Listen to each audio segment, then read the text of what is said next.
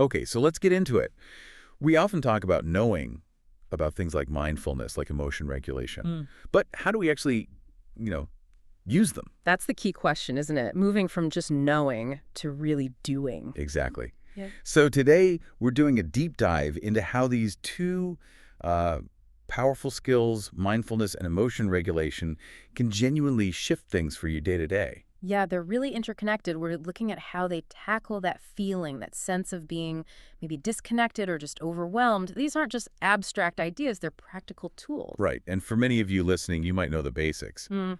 But some of our sources really emphasize mindfulness isn't just being present. It's this quality of like non-judgmental awareness, watching your thoughts, your feelings, what's around you, but crucially, without that layer of criticism. That non-judgmental piece is so important. It lets you observe without getting totally sucked in. Yeah. And then there's emotion regulation. Basically, it's your ability to consciously steer your own emotional state. Steer, not stop. Precisely. It's definitely not about suppressing emotions. We see warnings about how it can actually backfire, lead to more anxiety, maybe even depression. Okay. It's much more about guiding them constructively. It's a skill for finding, psychological balance. And the payoff here, I mean, when you look at the benefits our sources highlight, it's pretty significant, isn't it? Oh, absolutely. We see mindfulness linked to genuinely rewiring how we respond to stress.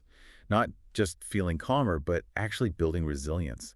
Think about high-pressure moments like exams or tough deadlines. Right. It helps you kind of buffer that stress response. And it doesn't stop their better sleep, stronger relationships, because you're maybe more empathetic, a better listener. And linking that to the bigger picture, emotion regulation has this dramatic impact on decision-making. How so?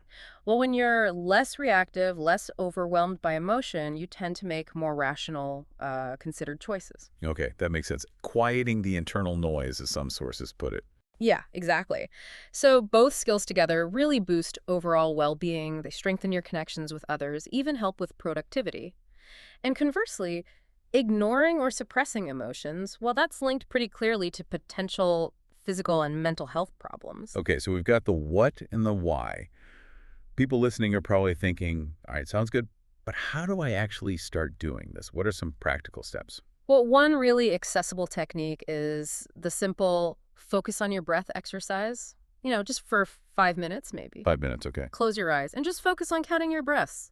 Inhale 1, exhale 2, and so on. Your mind will wander. That's totally normal. Right, that's the tricky part. Yeah, but the practice is just gently, without beating yourself up, bringing your attention back to the breath over and over. That builds the muscle of non-judgmental awareness. I like that. It sounds simple, almost too simple sometimes, but it's foundational. And what about when emotions feel really strong, like they're about to take over? That's where other strategies come in.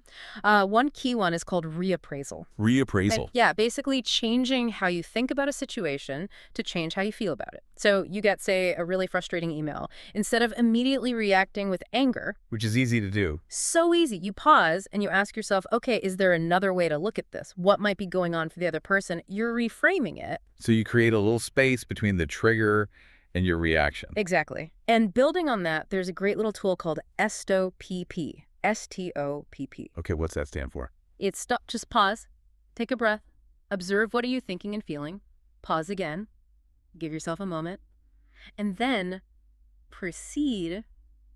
Choose a helpful action rather than just reacting automatically. Stop, take a breath, observe, pause, proceed. I like that. It's very actionable in the moment. Yeah, it's designed to break that cycle of automatic, often unhelpful reactions.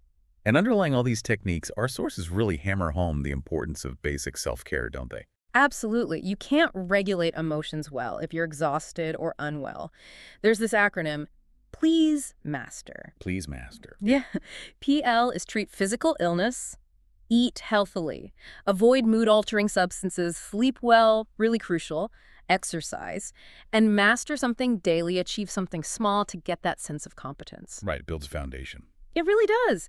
These regular habits make everything else easier.